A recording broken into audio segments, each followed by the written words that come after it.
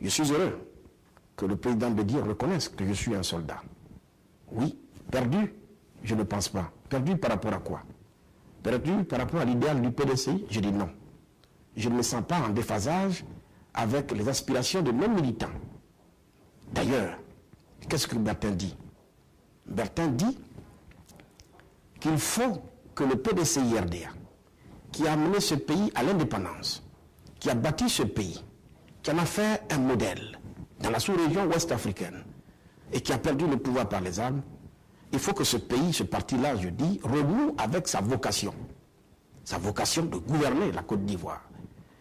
Pour qu'il en soit ainsi, la seule opportunité, la première qui se présente à nous, c'est 2015.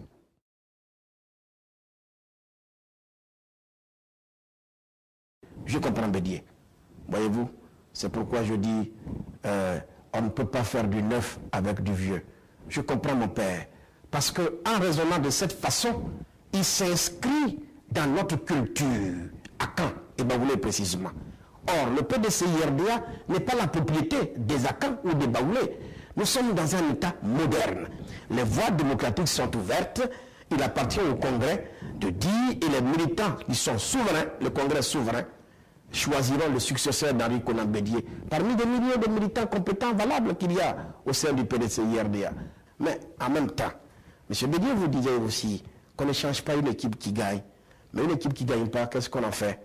Je constate que depuis la mort du père fondateur, le président Houphouët-Boigny, le PDCI n'a plus jamais gagné de combat. Il n'a eu qu'un seul chef. Il s'appelle Henri Konan Bédié.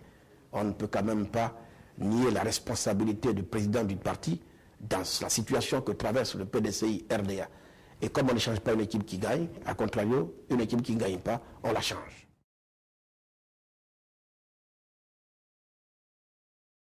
Le président Bédié répondait ici que la politique, c'est l'art de rendre possible ce qui est impossible. Donc il n'y a plus d'impossible dans nos raisonnements.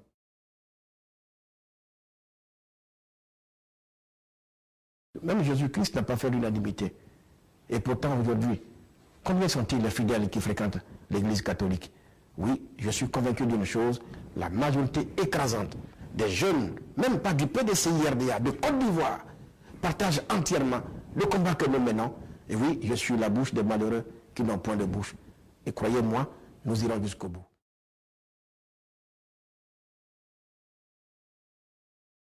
Il faut aller en profondeur, dans le rajeunissement. Oui, et faire en sorte que le PDCI-RDA redevienne le parti des jeunes, de sorte que les années à venir, les jeunes le portent à bout de bras et en fassent d'ailleurs un instrument de reconstruction nationale.